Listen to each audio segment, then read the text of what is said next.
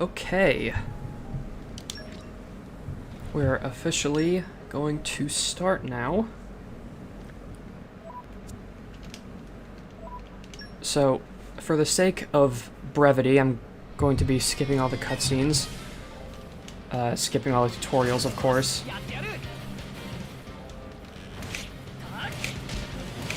To get to the good stuff. Of course, the part of this game that occurs before you get any story blades. Not much interesting is going to be happening because there's really no challenge here. So there's a cute technique you can do here called auto attack cancel. I'm going to be using it a lot throughout this playthrough probably to recharge arts really quickly and attack really quickly. Basically, if you flick the control stick the moment an auto attack hits the enemy, you can immediately restart the animation and not have to sit through the follow-through. Now, if we're going to be doing auto attack cancels for arts, I'm going to wait till the full combo is done, of course, for the most damage and recharge. But for that battle and some other battles down the line, I'm just going to be constantly auto attack canceling, and if I need a lot of recharge, I'm going to also be canceling instead of sitting through the entire attack combo. So that's what that is, and that's why you're going to be hearing quite a lot during battles. So this is Argentum is basically the game's tutorial. Not much to do here except walk around, go where the game tells you to go, watch cutscenes, and get ready for the actual story. Mash through tutorials. So this game is rather infamous in one regard for the fact that once you view a tutorial once, you can never view it again. And this game's combat system is really, really complicated. So the fact that you can only view tutorials a single time before they disappear forever has made certain people who are perhaps not so familiar with how Xenoblade works very angry. They think the game is a lot harder than it really is.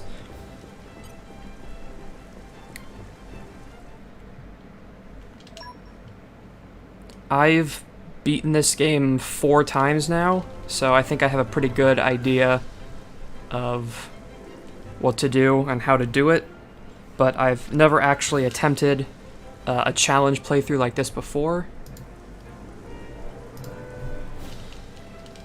I'm going to be checking the chat a couple times. I have kind of a weird setup here, so I'm going to, whenever I look at the chat, since I don't have 2 monitors in this room, I only have 1. We recently moved into a new apartment, so I don't actually have 2 screens at this setup. I'm going to have to temporarily minimize my game view window and then look at the Google Chrome tab that I have open to actually see what's happening in the chat. Not that there's going to be that much, because just a couple people are going to be watching this, because this is just like a test to see if I can even do this whole live streaming thing and do it well. Sadly, text mashing is a little slow in this game due to the way that text boxes open and close, so there's not a lot of opportunity for really fast mashing like there is in other RPGs, and there's no like button combination for really fast text skipping like there is in a lot of RPGs. In a lot of RPGs, you can usually hold down on the D-pad and then just hold the advance button to go through the text really quickly. Can't do that in this game. You actually have to repeatedly mash the A button. Got stuck on the pillar there. Now, there is going to be a Napon out here slightly later in the story named Bro, who's going to give us an amazing accessory for free. He appears over here on this deck. So even though I'm going to be just kind of going from story quest to story quest, not doing any side quests or anything, I am going to return to Argentum at least once to talk to Bro and get that accessory. So this is salvaging. It's basically the fishing minigame of Xenoblade 2, but instead of being annoying and taking forever, it only takes a couple seconds. You just do some QTEs, and you get mechanical parts.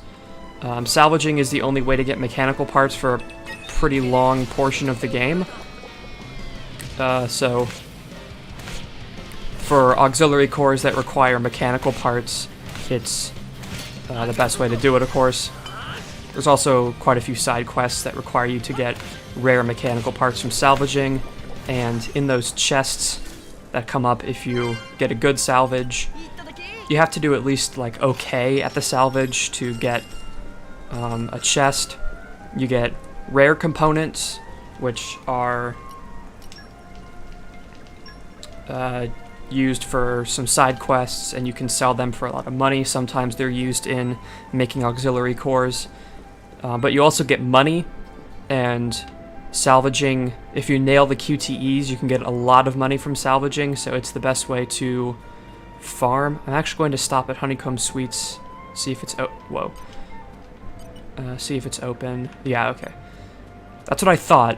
I always, even though I've played this opening portion of the game 4 or 5 times now, I always forget the order in which...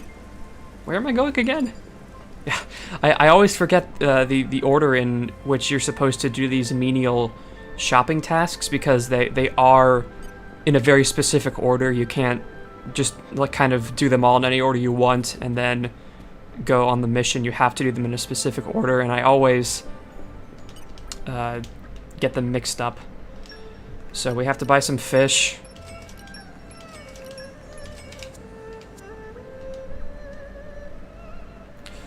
So that's our introduction to what pouch items are. Now, pouch items are kind of like little buffs you can give yourself that last for a certain amount of time. Oh my god, that's not the main menu button. So this game in Xenoblade Chronicles 1 have opposites with their buttons. In Xenoblade 1, X opens the main menu, and plus does nothing. In this game, X opens the skip travel menu, and plus opens the main menu. So, oh, we can't put stuff in the pouch yet, but fish give you an ether defense boost, which makes them probably the least useful pouch item. But, you know, we have to buy them for the story. And I know I'm rushing through this rather quickly, but that is bonus experience. When you sleep at an inn, you can assign bonus experience to your characters. What are those round dudes called again? They're called Nopon.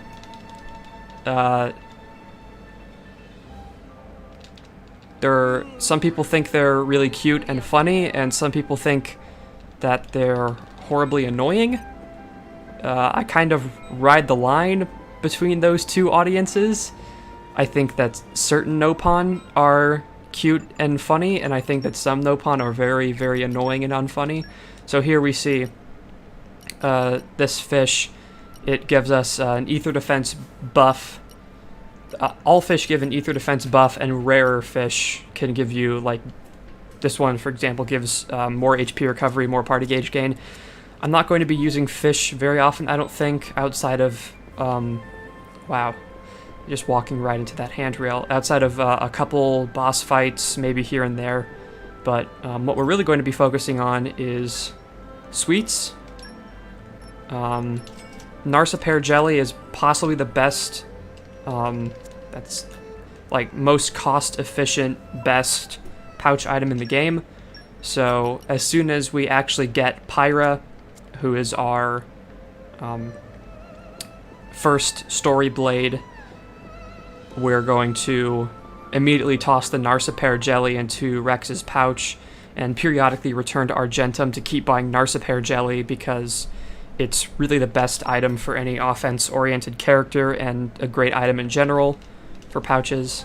It's kind of a meme that the first sweet shop in the game is actually the one that sells possibly the best. Well, statistically it's not the best, but there is a system in this game called development points, where basically the more money that you spend in an area, their shops will start to carry better items. And Narsa jelly is, you can buy it the moment that the game starts, so it's very cheap. It's only around 2,500 gold, which, trust me, is not a lot as the game progresses.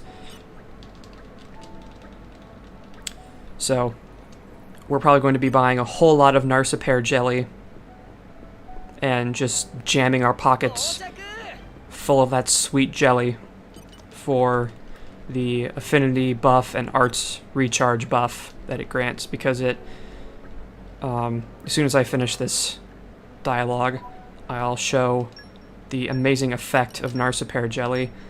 It grants 0.4 arts recharge every second. Arts require a certain amount of charges. For example, Anchor Shot requires 11 charge, which is 11 auto attacks. Basically, what sweets do is they grant you passive automatic arts recharge, and the Narsa jelly also reduces the amount of damage you take, which is really good for kind of challenge low-level speedruns like this one. But I'm going to hold off on using it because pouch items wear off over time. It was weird, I kind of got stuck down there. Pouch item effects wear off over time, so I'm going to start the shift to advance the story. I'm not going to pop the Narsa jelly until I get Pyra at the end of Chapter 1. I'm going to get a sip of water. It's actually quite pleasant out today, around 70 degrees.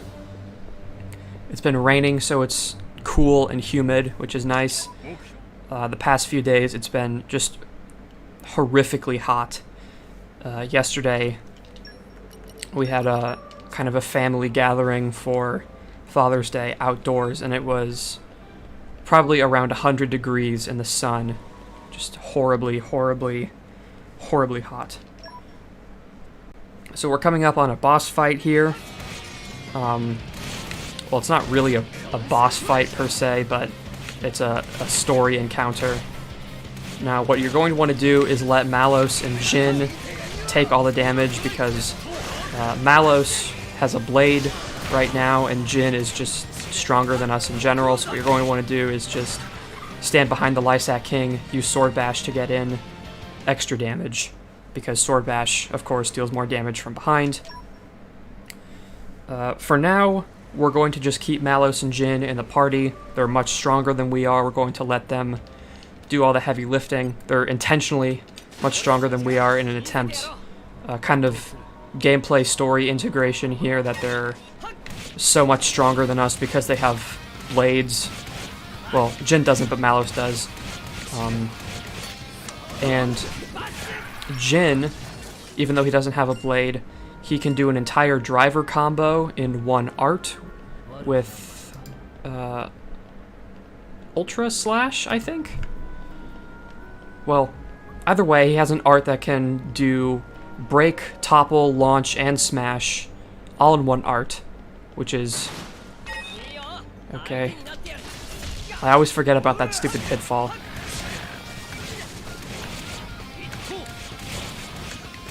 I like Lysots. They remind me of isopods, and I like those boys a lot.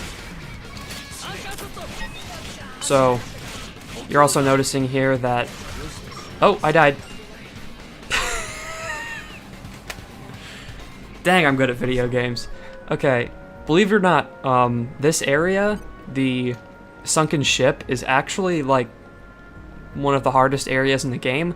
I might switch out Jin for Nia, even though Jin makes fights go faster because his offense is much better. Nia has a healing art.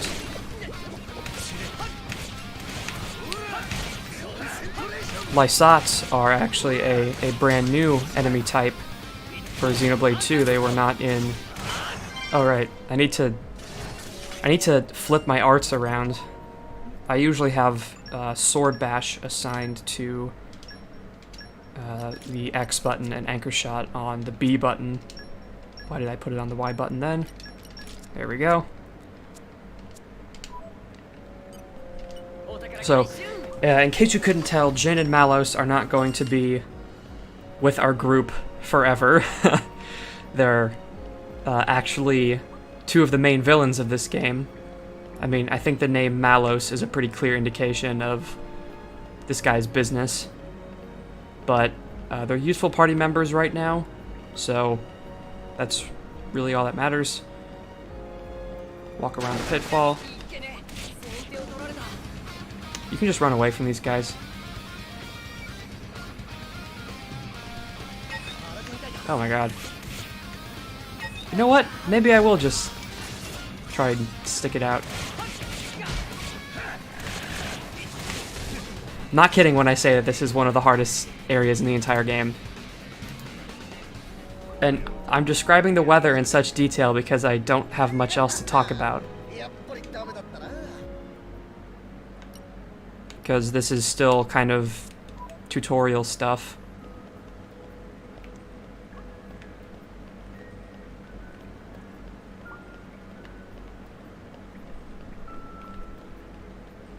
So there's a treasure chest over there. That's one of the targets of this area. So I think probably what I'm going to do is just kill one or two more enemies. I can see that Rex is very close to leveling up, and trust me when I say that a single level in a Xenoblade game makes a very large difference due to a hidden mechanic called the level difference penalty. Basically, when an enemy is lower level than you, they actually gain a very, very large penalty to accuracy and avoidance. But you, or player characters, also suffer the same penalty from being lower level than an opponent. So it's very important to mind your levels in Xenoblade games, because missing attacks is generally something that you really don't want to happen due to how the game's affinity and tension systems work. You lose a lot of affinity in this game when you miss an attack. You also don't gain any arts recharge. And arts, of course, make up one of the big backbones of Xenoblade's combat system, so you really want that arts recharge, and of course, missing will not give it to you. Another thing about Xenoblade games is that if you're enough levels above an enemy, they will not try to attack you. So these lethal assaults were still within their level range, so they'll still attack us on sight. But once we get to, I think it's 4 levels, that's when the level difference penalty really starts to take into effect. That was the wrong.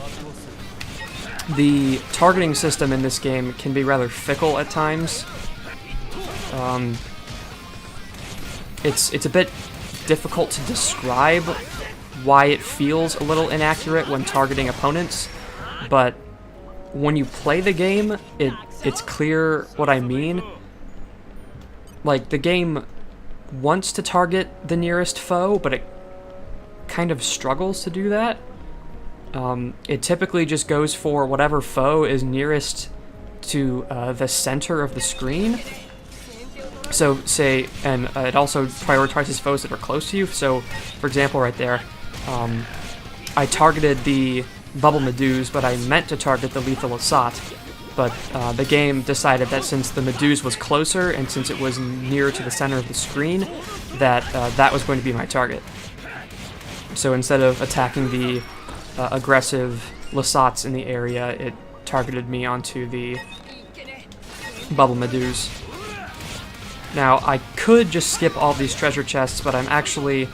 Jin, what are you doing?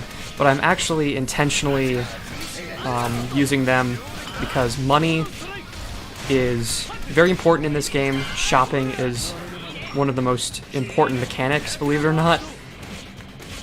Please don't kill me. Please aggro onto Mallos. Thank you. think I'm just going to lie low and use auto attacks for the rest of this fight. Okay, there we go. Okay.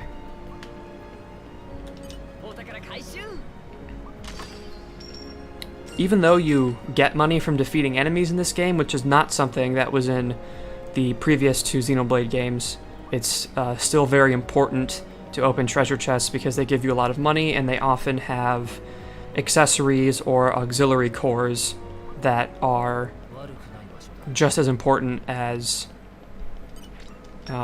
money, or even more so. Right, so now we have to find the fuel packs.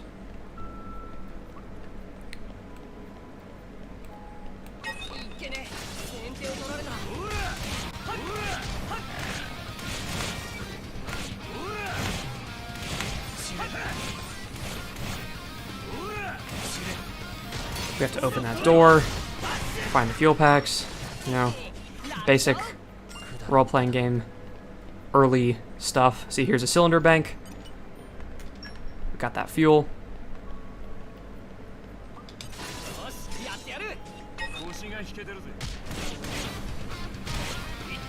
So Mallos right now, the reason why the enemies want to target him is because of a system called aggro.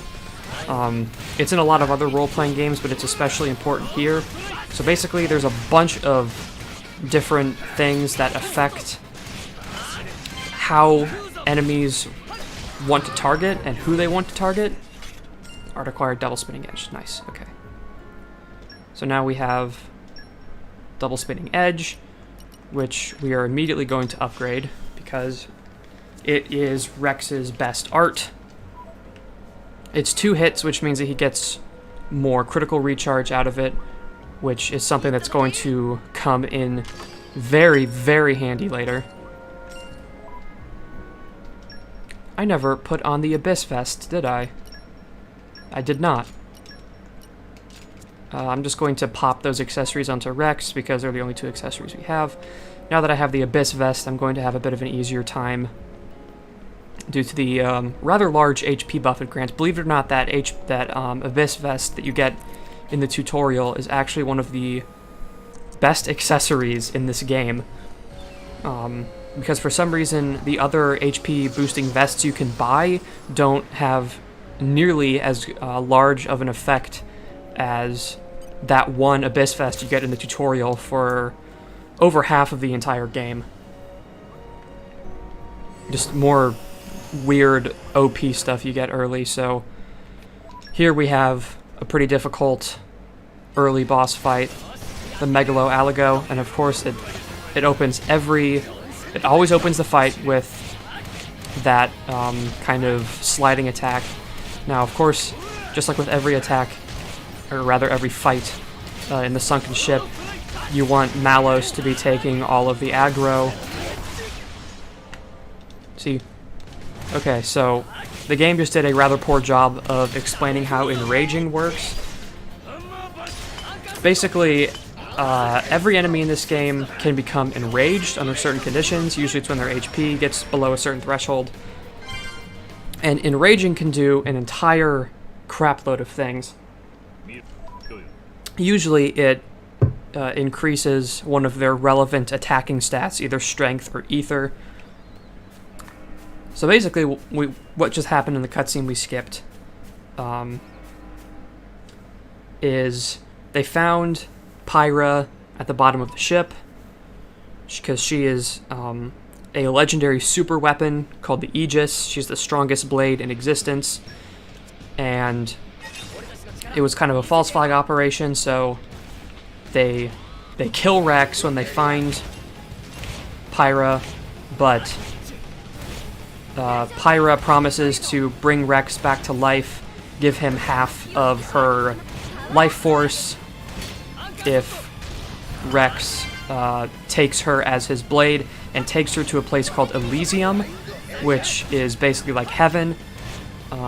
It's where the person who created the world of Allrest lives.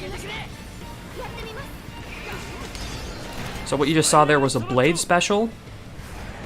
They're basically, as they say, There are special attacks that only blades can use, and the charge, which is the Roman numerals in the bottom right corner, increases when you land attacks, land critical hits, use arts, but they especially increase a lot when you properly cancel an art. And when you put these blade specials together, it becomes what is known as a blade combo. And when a blade combo is active, you can see that burnout up on the top. Okay, Rex, I know your dexterity is not very good, but please land attacks. When multiple blade specials are active, it has positive effects. It deals damage over time to the enemy. And if you manage to get a bunch, or exactly three blade specials on an enemy, you'll have you'll have what's known as a blade combo finish. It deals a bunch of damage and applies a debuff on the enemy that seals one of their actions. It can be preventing them from calling reinforcements, preventing them from using their own blade specials, because some enemies have their own blades, like Mallos here. Alright, save. That's the end of Chapter 1. Basically, blade specials are good. You should use them and combo them together whenever they're available, because building up to blade specials is one of the most important aspects of Xenoblade 2's combat. Okay, Chapter 2. This is when we kind of get out of the more tutorial portion of the game. Okay. Alright. So now we're going to add that Narcipair jelly to Rex. And see if... Okay, no arch to enhance. Is there any... Okay, we can learn... That agility skill is pretty important, because agility is a fantastic stat. It increases your chance to avoid enemy attacks entirely, which, you know, that's a good thing. It's better to avoid an enemy attack than to just tank it. And Rex is not the tankiest boy around. Wreck marshland. So basically, what just happened in the story, we crash landed here, ship went down because of the fight between Rex and Mallos, who wants the Aegis for himself. Where am I going again? Right, this way. He wants the Aegis for himself, so we had a fight with him, and that destroyed the ship, and we crash landed here. Rex's quote-unquote grandfather, who is that big dragon thing. Not his real grandfather, of course. But, okay, we're going to talk about collection now. If you remember Xenoblade 1, there were things called collectibles scattered all around the world. Oh, nice. 2 puzzle tree woods. There's an ox core that you need puzzle tree wood for pretty early on. It's one of the better ox cores. Many speed runs, in fact, they just writhe over the puzzle tree wood. Here's some field skill introduction. Obviously, since Pyra is a fire blade, she can use fire stuff to burn that tree and do other stuff in the field. Now, field skills are probably my least favorite part about this game, because a lot of side quests and optional content are locked behind field skills, and the field skills a common blade has is randomized, and it often takes a lot of weird, stupid stuff to level up field skills. For example, there's no skill points in this game, like in Xenoblade 1. It's just, for example, you might increase the level of a field skill by killing a certain amount of an enemy type.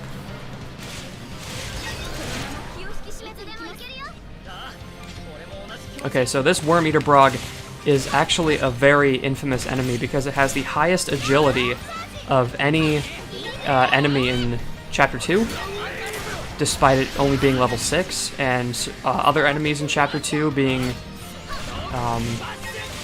like up to level 12, I believe. So it has a very high chance to dodge our attacks, never a good thing. And we just aggroed another enemy into the fight, also not a good thing. Okay. I think I went in a little too early with the blade combo. We can start one again here, though. Luckily, Worm Eater Brog is weak to fire, so we can deal a lot of damage to him with Pyrrha's Fire Blade combos. Oh, come on, Rex, dude. Okay, cool. That is actually a very difficult fight sometimes, so that went pretty well, I say, for the Worm Eater Brog fight. Okay, so we just got our second party member, Nia, and her blade Dromarch. Dromarch actually kind of sucks. He's a healer blade, so he's useful early on, but his offense is pitiful, and his battle skills are very situational. Like, restoring a little bit of HP after taking a hit, not very useful. Restoring a little bit of HP when you use an art, not very useful. Reducing enemy blade combo damage. Enemies using blade combos is so rare in this game that Celestial Gift might as well be the least useful passive in the game. And guess what? I'm going to have to use Dromarch for the entire game, because he's the only blade that Nia gets through the story. His blade specials are, like, okay, but, ugh, God, his battle skills. We have Pyra here, whose battle skills are actually pretty good. Flaming Edge is a gigantic critical hit damage boost. Resplendent increases blade combo damage, which is how we did so much damage with those specials during the Worm Eater Brog fight, in addition to his fire weakness. And Purifying Flames is her least useful battle skill. Basically, if an enemy is below a certain HP threshold, any attack you use while Pyra is engaged has a chance to instantly kill them. It's not all that useful, but can end some scary, like, regular mob fights pretty quickly if you really need to. We have no courtship, so we still are using primitives.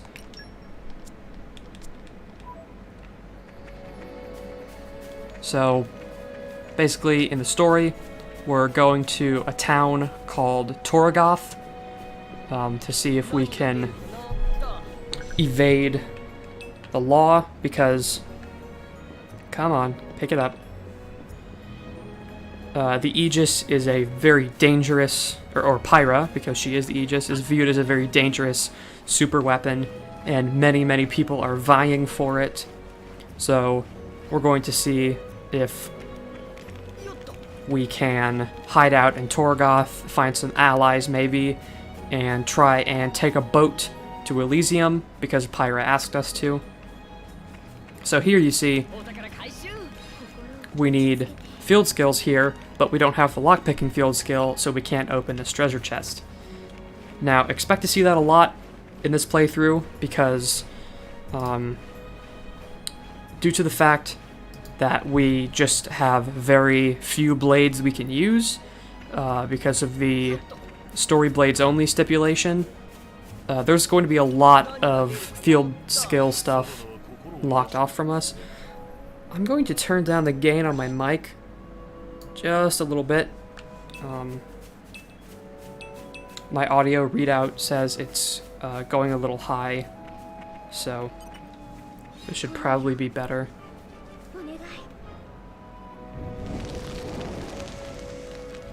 Pyra burns down some trees, nothing new here.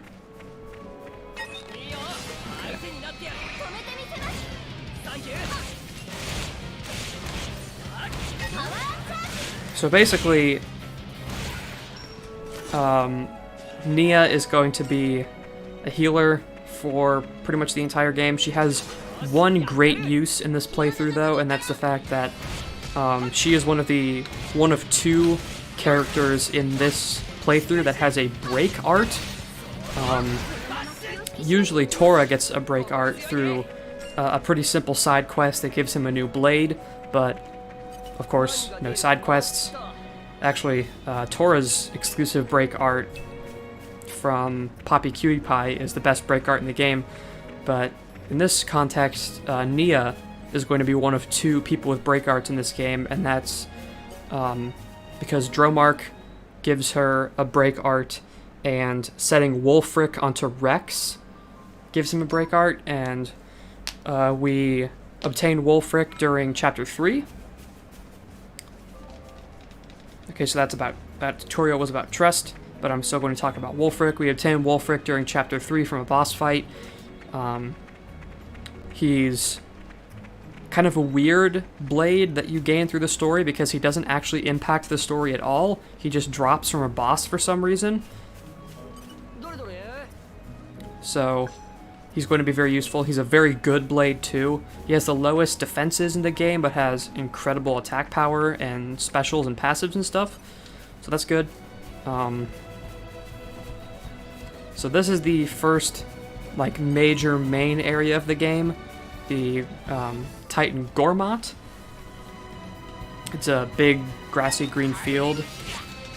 Most Xenoblade games, or in fact all of them, begin in an area like this.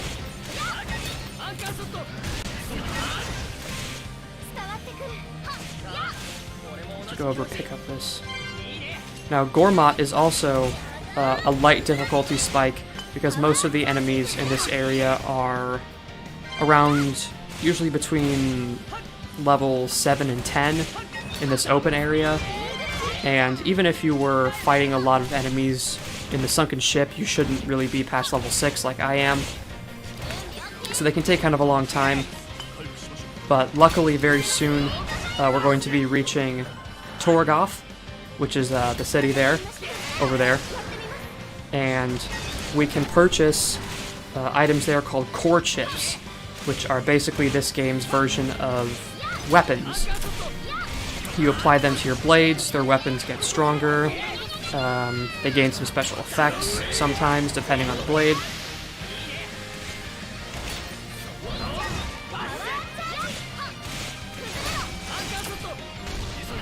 But right now, all of our blades are using their basic weapons, which are extremely weak. I'm going to see if I can get to level 3. Okay, there we go. So this is what it looks like when you finish a blade combo.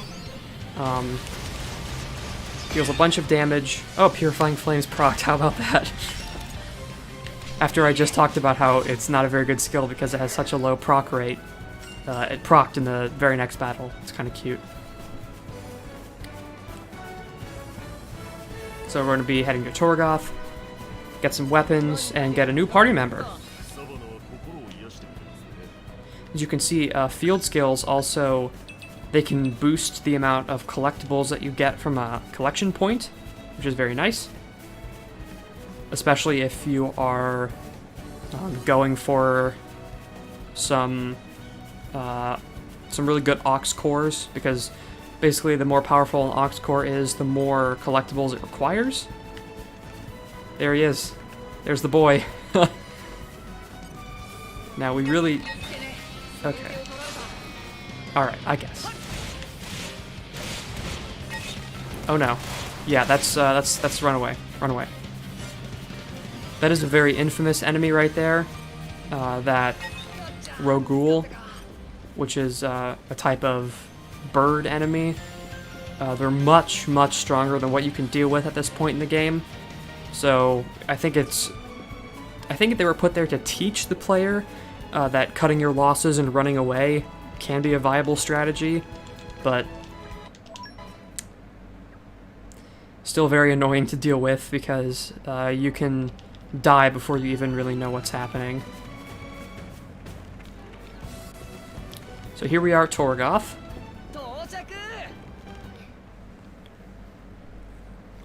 We're going to have some cutscenes here, which I'm going to skip for obvious reasons.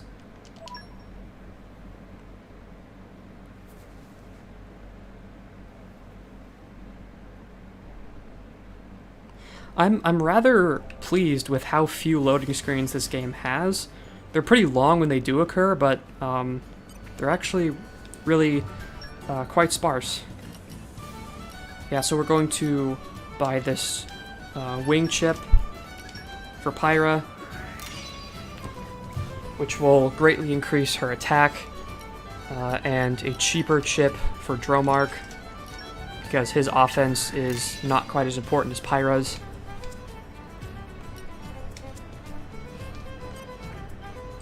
See what accessories they have too. Pardon me. Nothing really. Yes, I was just shopping. Thank you, game. Okay, so this is aux cores. Oh, right. Okay. Guess we can't do that yet. This is very laggy because there are so many NPCs. So basically, the government of a kingdom called Mor Ardain is pursuing us right now because they think the Aegis is dangerous and could potentially destroy the world. And Mor Ardain is currently occupying Torghast as part of their kind of military conquest thing. Oh boy. So, for example here, Captain Padrig is captain of the Mor Ardain troops that are stationed here in Torghast. Now, if you know anything about this game, you know about the infamous spamming voice lines of Mor Ardain soldiers. Now, I'm playing with the Japanese voices because I just find them to be better quality. The voice acting is just better in my opinion. But they don't talk nearly as much or nearly as annoyingly with the Japanese voices on, so sadly there will be no memes in this playthrough involving Ardanian soldiers. You know, think you can take me, don't forget me, think you can take me, don't forget me, think you can take me, that whole deal. We might die. Okay, thank you, Nia. Pick up that potion, thank you.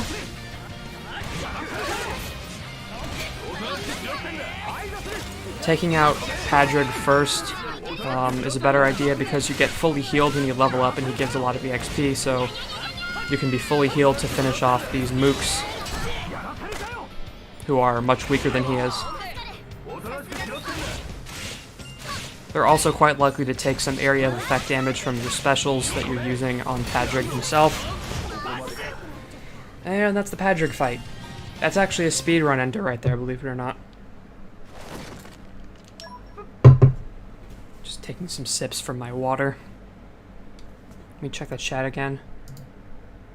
No new messages. Okay, this is a bit of a harder one. Brighid and Padrig is also infamous for ending speedruns, so we'll do our best here. Oh my god, Rex, please. You gotta stop missing.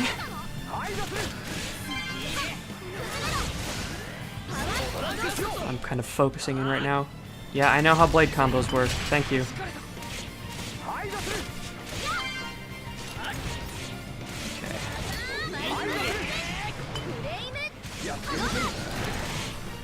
Kuremu Nova.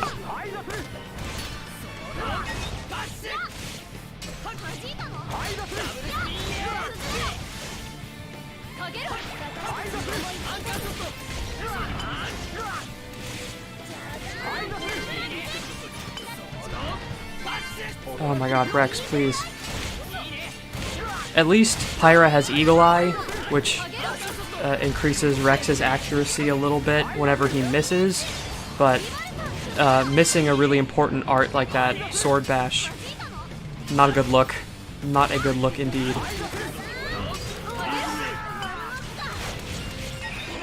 Okay. Get up.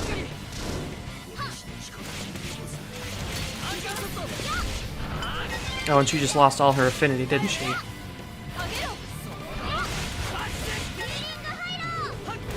Okay. That Healing Halo is a very useful art early on in the game, but not so much later, sadly. Because the passive healing, critical healing, and HP potions become much more effective options later on.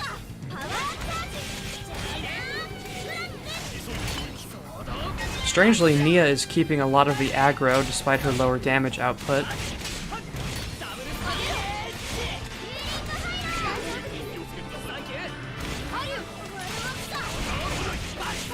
Okay, we nearly have... Get up! Nia, please! Level 3 blade combo. Oh, that mashing.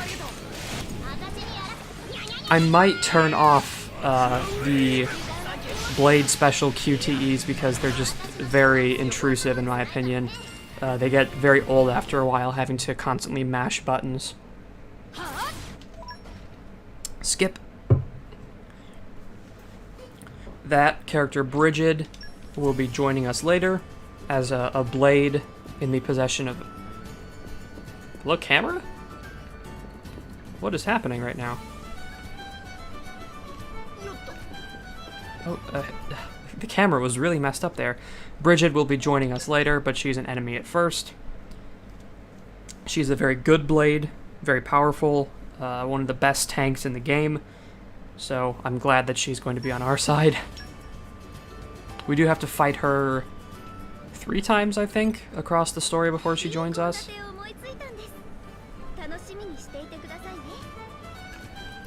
Pyra can make food. It's not something that happens very often, and there's Rex pretending to eat bread.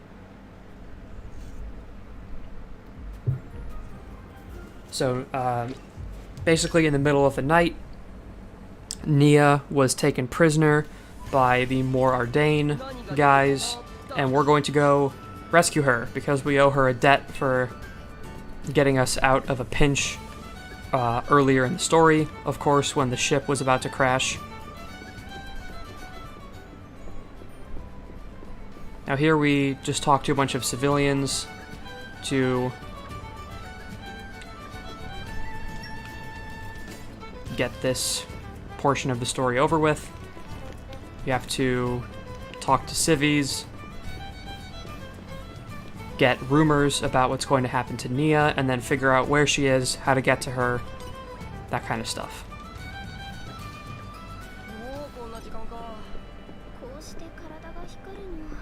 Once again, this is pretty dry, so I don't have much commentary to add here.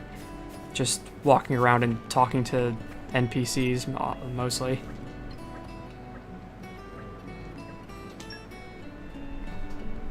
So basically, Nia used to be part of a criminal organization called Tora, but she defected when she saw how bad they were being, that they would want to kill us and take the Aegis and take over the world and stuff. So that's why she defected to our side. She's probably the least useful character in this game, but everyone in this game is good. Like, there's no outright terrible drivers. There's only bad blades, really. So we're going to still, of course, be using her whenever she's available to us, but unless we really need healing, probably not going to. So this, we have to bond this blade to Rex. It's always a wind element knuckle claw blade, 1 crown of rarity. So that doesn't invalidate this challenge run. It doesn't. Because we can just not use it. This is teaching us about auxiliary cores. Now, luckily, the game actually gives us a very good auxiliary core to start with, which is critical up 2. That's kind of a core that we're going to be sticking with through the entire game, almost, unless we get a better one. Because 12% extra critical hit rate is seriously good for Pyrrha, who is based around dealing critical hits. More water there. It's rather dry in my room. I have a fan going. Talk to this guy. This guy here is an informant. They're in every town. You have to give them money for stuff. We don't have enough money. We are... I have to sell something. Whoops. Sell... whatever, I'll just sell that friendship ring. It's not very useful, actually. Okay. Now, give us the rumor.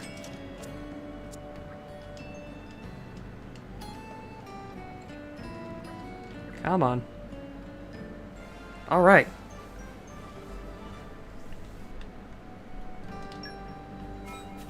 Now, before we do that, we're going to open this treasure chest that's just sitting out in the open.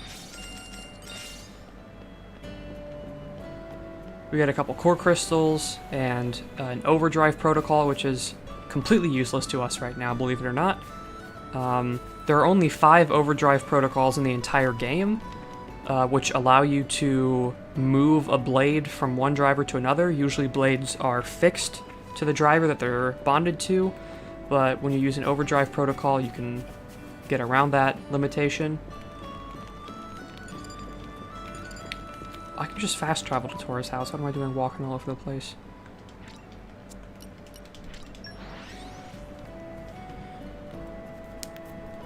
Okay, I've been streaming for about an hour, so I think soon, maybe after I stop at the inn to level up a little bit, I'm going to cut the stream. This was just a good test run. To see how this whole video game live streaming thing. I'm pretty sure there's something up here. No? No. Okay. Oh, I'm stuck. Fast travel. Come on. There's a little bit of lag in this game's menus when you load up the fast travel menu. Sometimes it takes a couple seconds to be able to actually move around in the menu. There's a lot of side quests, but we're not going to be doing any of them because we're just doing story stuff only.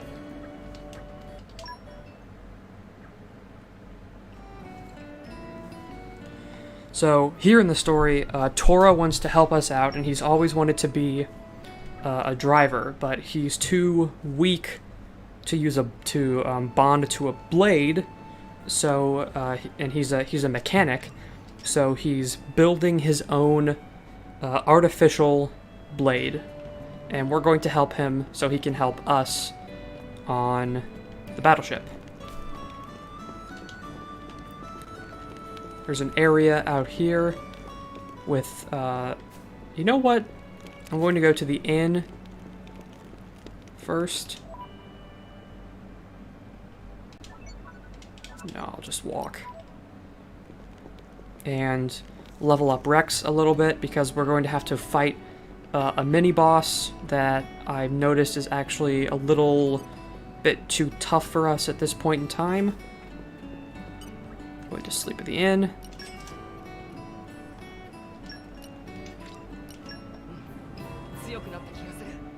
Put Rex up. Like I said, a single level in this game is very, very important. It the level difference penalty is Very, very, very important. Sorry, I was just checking the stream.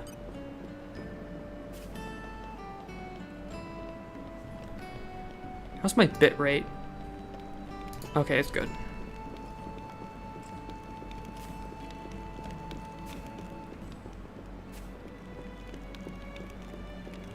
Gonna fight this mini boss. Now, this is kind of a scary moment in this game because it's this mini boss we're going to be fighting is actually surrounded by enemies that are much stronger compared to it, which is kind of a pain to navigate around those really tough enemies, but, you know. Okay.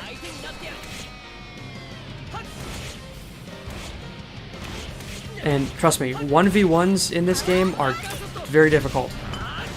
So, just fighting this, like, generic wolf mook is going to be kind of a tough time. Oh no. Yeah, uh-huh. Oh my god. Come on.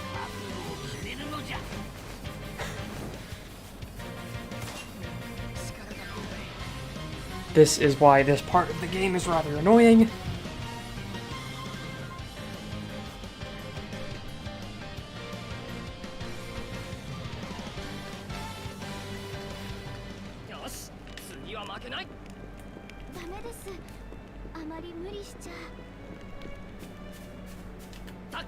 I'm going to go the other way instead.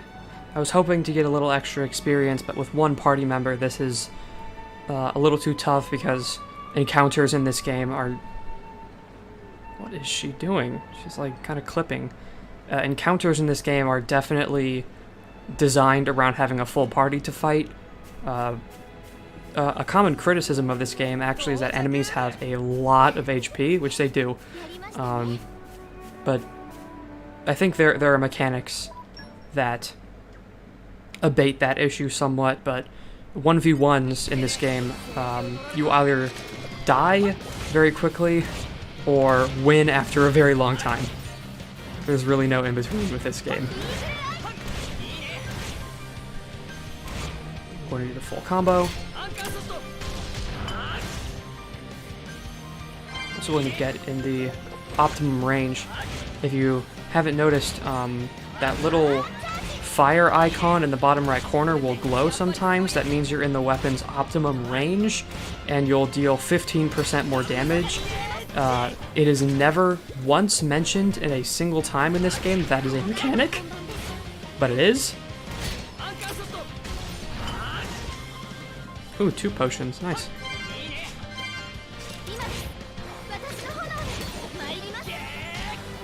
This should probably... Alright, cool. Now see, those level 40 guys, you don't want to run into those guys when you're fighting the little Crabble. Turn to Torghast. Get some more water. I think after we create Poppi, I'm going to end the stream. I see some people stream for like 4 hours, and I think I just could not possibly. I get migraines when I just sit in one place looking at a screen for too long. I have to get up and do something. But I love this game a lot. It's really one of my favorite games. It grew on me a lot. I really previously thought that this game was whoa, thank you, that this game was really flawed, but I think the more I played it, the more I enjoyed it, and the more I just said this is my active quest, and the more I kind of understood why the game is designed the way it is. Right, we have to talk to that guy first.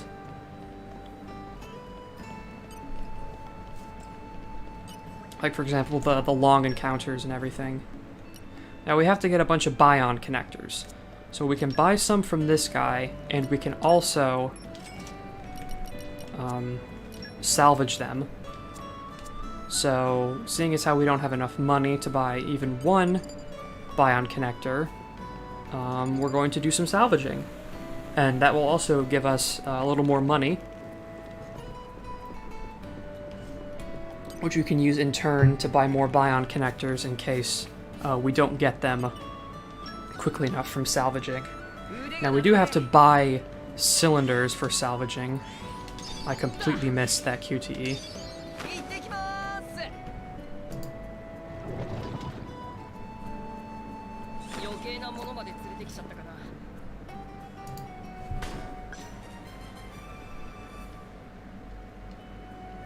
Oh, brought up an enemy. No buy-on connectors. Perfect.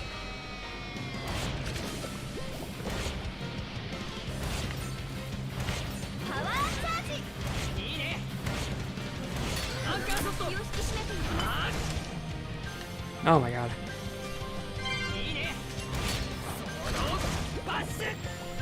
See, the thing is, Rex's arts, especially with Pyra, kind of are dependent on him not holding the enemy's attention, since he deals more damage from the side and the back. But that when Rex is the only party member, it's kind of tough. Okay, no buy-on connectors. And we're gonna salvage again.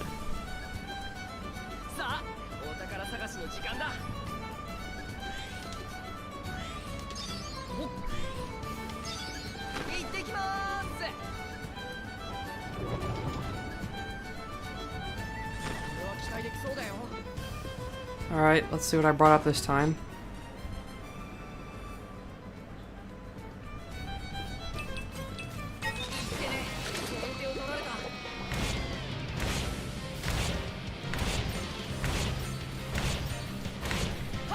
Okay, my arts are charged.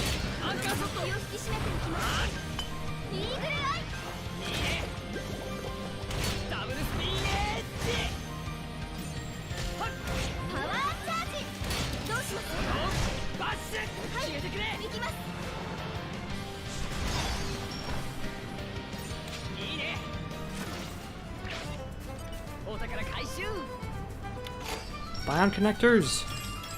Oh, that's one! And we need 3.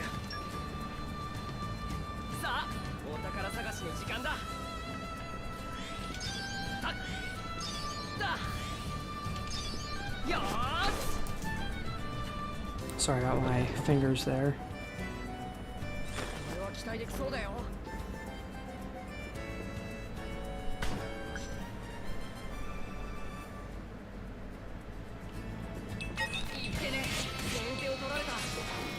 I am not used to good salvages bringing up enemies quite this often. Trying to stay in the optimum range for the damage boost.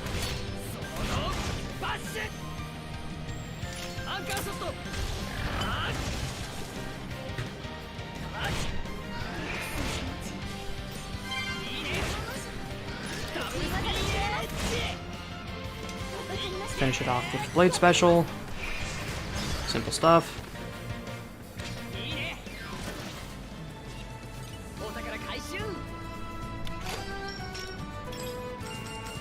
Nope. And that's the last of my cylinders, so we're gonna have to buy the other 2 buy-on connectors.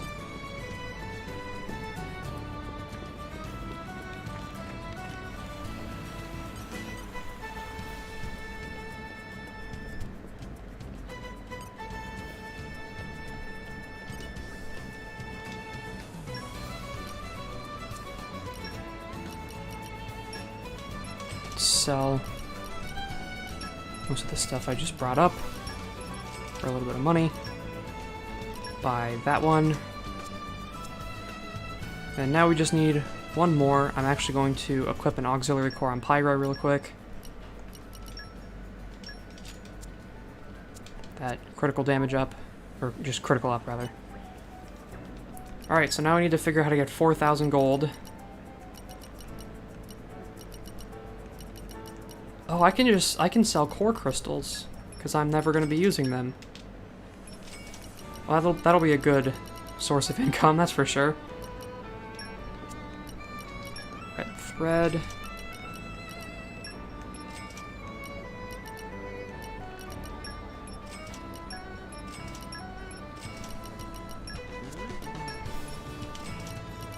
Okay, 600 more. I think if I just sold all these collectibles.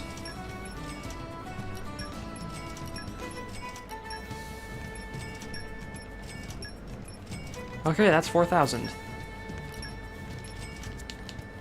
And there we go.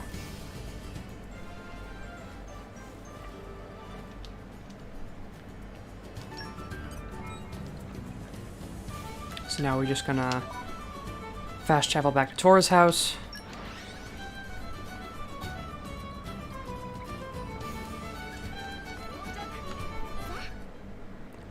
And we're gonna make Poppi.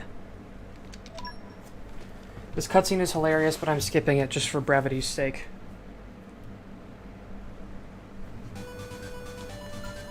And we have to play Tiger, which is a minigame that we use to strengthen Poppi. There's no difference between the rewards you get for playing on normal or easy. In fact, normal mode is infamously extremely difficult. So we're just going to be playing on easy mode.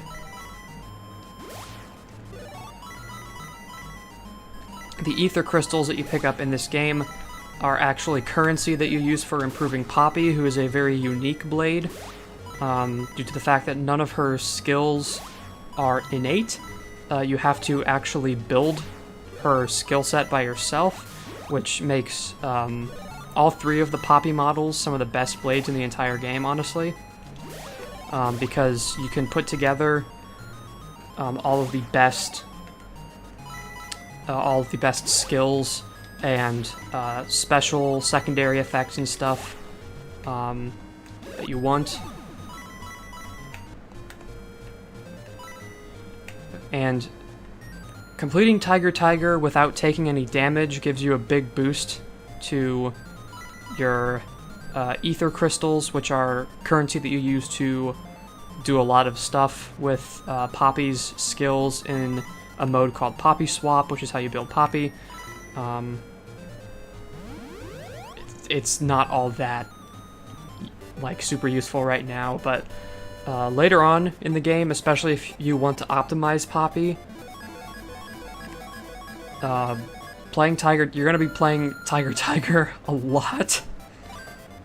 So much so that you're probably going to hate it. I remember hating Tiger quite a bit when I first was doing like post-game content, trying to really optimize Poppi to be as good as she possibly can be. Alright, so now that Poppi's been created, I think that's a good point to leave off. I will see you guys on the next one, if there is going to be a next one, I don't know.